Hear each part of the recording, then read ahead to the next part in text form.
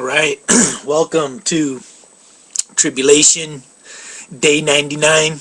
Tomorrow marks the 100th day of Tribulation 5/15/2011. The world continues to spiral downwards into chaos. The economic global meltdown approaches, where we're going to get the one world currency. But the only way for that to happen is for a total collapse of all the existing economies out there.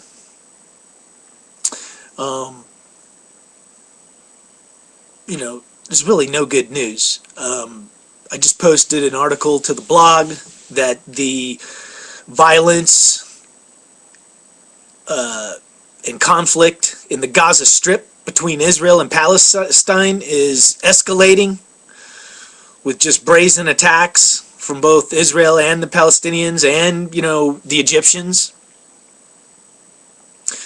So this is a really, really bad development. Of course, the news is telling us that Muammar Gaddafhy might be removed from power any day now. That's actually going to end up being bad news, because the Muslim Brotherhood and the Al-Qaeda are going to basically control the whole northern section of Africa. And of course, Assad continues his crackdown and massacre of his own people in Syria. And our glorious president, who's continuing his marvelous vacation in Martha's Vineyard, golfing, playing basketball, taking nature hikes. He had Hillary Clinton tell Assad that he better step down the day he took off from Martha's Vineyard. But, Obama didn't actually say it himself. Now,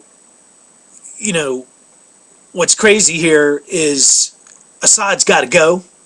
But, the Middle East has had, and still has, what we call strongman dictator general types.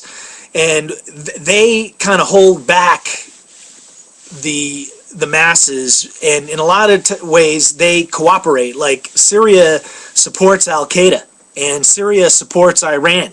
That's part of the price Assad pays, to stay in power. And but the thing is, in the long run, Iran doesn't give a crap about Assad.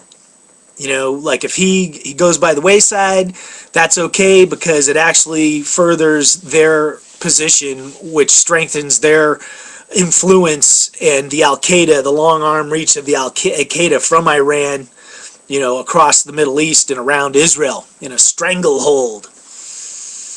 So, Syria right now is just an absolute mess. And of course, the United States, Obama's position is we don't do anything. We just sit there and go, duh, which, is pretty much the Jimmy Carter foreign policy from back in the 70s.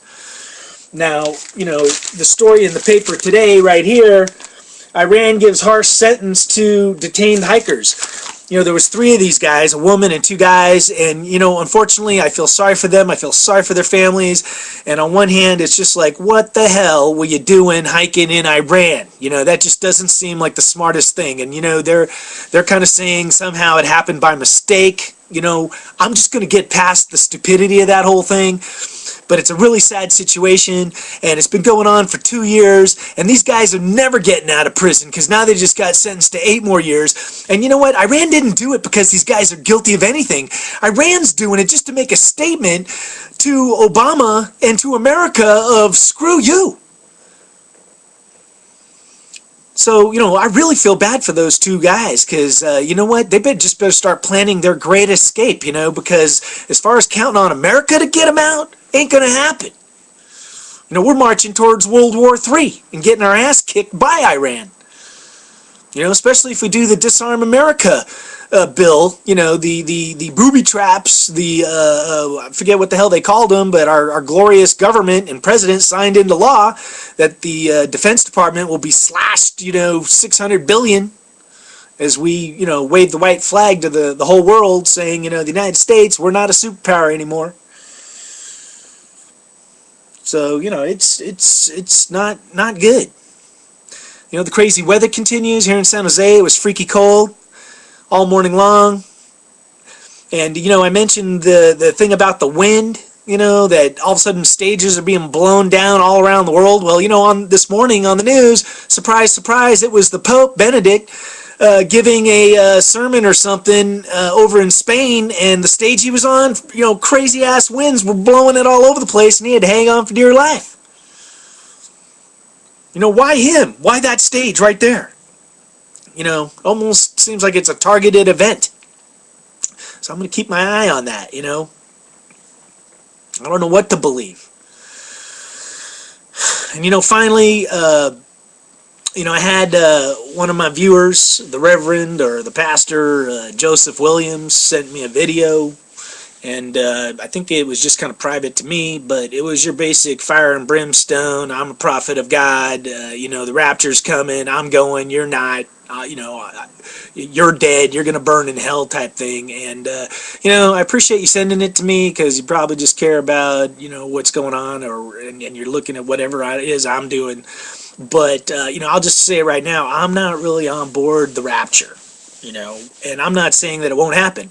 What I will tell you is, you know, my whole life I've had a reoccurring dream where it seemed like a rapture type event, where in my dream I would wake up and there'd be all these ropes dropping down from the clouds, and people were shimmying up the ropes and kind of disappearing into the clouds, and ultimately I'd be on my rope, but I'd never make it up to the cloud. Like, I'd either be thinking, hey, I got to go back, or maybe the rope was slippery, but that's kind of what the dream was, and I'd have that over and over and over again. So I don't know if that pertains to a rapture type event, but, you know, it's that whole us-they thing. You know, I don't know, you know, like, I can't prove it and I can't deny it, but I'm not going to walk around or change what I'm doing, because I know in my heart that, you know, what I'm being true to myself and being true to, you know, the positivity and the God spirit, you know.